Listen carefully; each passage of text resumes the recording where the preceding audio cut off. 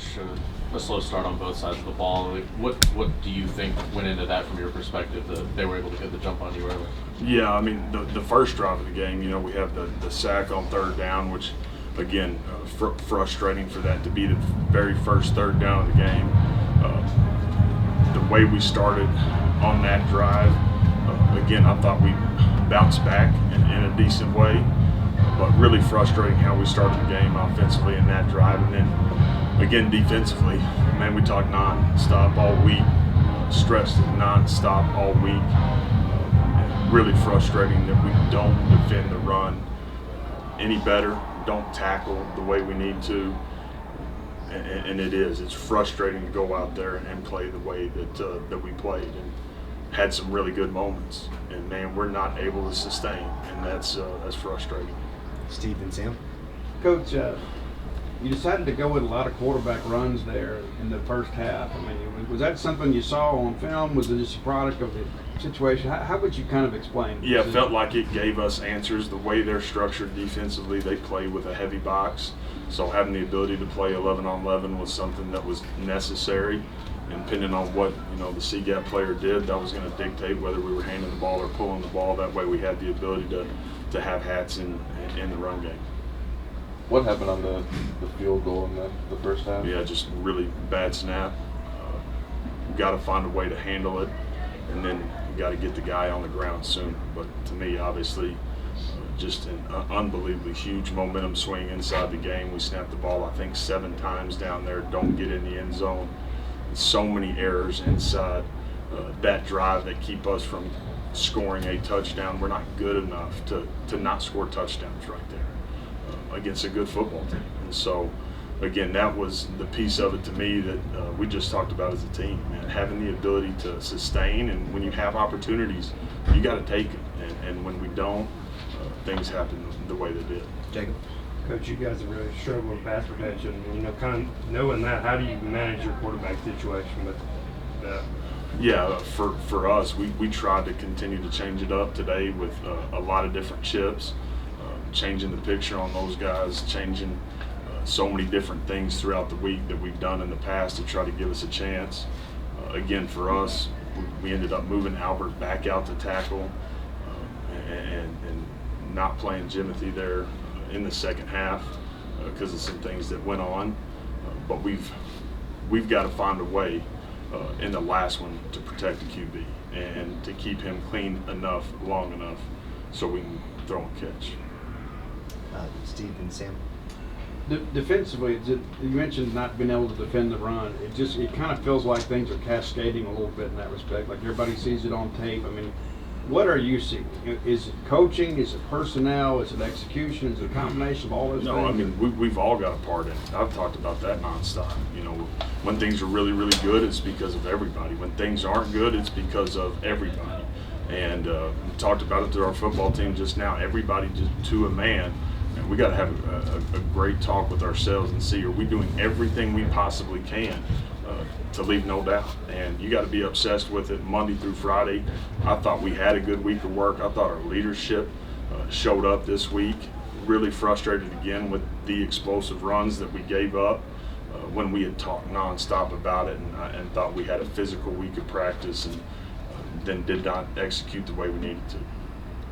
What does Kamara or Blake provide right now at quarterback? Do you think that warrants him keeping the starter over? Yeah, Kamara? it really is. It's decision making and having the ability to not waste a play, and that's knew that we had to come in here and not play perfect, but had to give ourselves a chance to not waste plays, and that's the reality of it.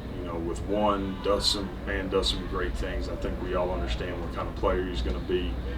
In a setting like this, I don't think it's fair to have him go play 75 snaps. Blake, again, gives us the opportunity to not waste a play. Frustrating that both interceptions are interceptions for touchdowns. They end up in their hands and end up spotting them 14 points. And that's a huge piece of the game, obviously. Colin and Steve. It's become sort of a common theme throughout conference play that your guys, whether that's putting themselves in a position to take control or take advantage of a situation, or tonight, like Mizzou, with their 9 penalties in the first 3 quarters, giving you those opportunities. And just not able to take advantage of those situations. I guess, how do you approach weeding that out to prevent it becoming, part of the team's identity? I do. For us offensively, it's about being able to sustain in the run game. We've got to be able to run the ball. That's part of the pass protection issue to me, is that we have not had the balance that we've needed. Did not run the football the way we needed to today, and that's a huge piece of it. So we've got to continue to find ways to create that identity, and when you have opportunities, man, you got to take them against great football teams. And Missouri is a really good football team that we need to be able to come in here and not turn it over a single time, and play better against the run than we did, and take advantage of opportunities when we got them, and we didn't. Sam? Sorry, Steve. I know you wanted to avoid this, but you got one left, right? Yeah. To get bowl eligible. I know that was a box you wanted to get checked earlier in the year, but now here you are. What do the next 2 weeks look like as you kind of prepare for the Battle of Golden Egg? Yeah, I mean, like I just talked about to the team, it's important to a lot of people. It's dang sure important to me. It's dang sure important to a ton of our guys in our locker room. And my stress to everybody in there is, are you doing everything you possibly can, again, to not leave it up to chance? And we need to be obsessed with it all day, every day, to be able to go chase this thing and play the way we need to play Friday morning at 11 to be able to go win. Not exactly sure how or when Brennan got injured, but do you have any update on him? I don't. It was early, also frustrating for us, but I do not have an update yet. How do you just feel about the state of your team right now as you head into the Egg Bowl? Yeah, I think for our guys, and again, I'll continue to talk about it. We have a ton in front of us. We all understand what that football game means. It also gives us the ability to be bowl eligible in year 2 as we're building this thing. It's a huge game for us, and a huge game for our university, our program, everybody, individually and collectively. And so I got great belief that our guys will respond the right way.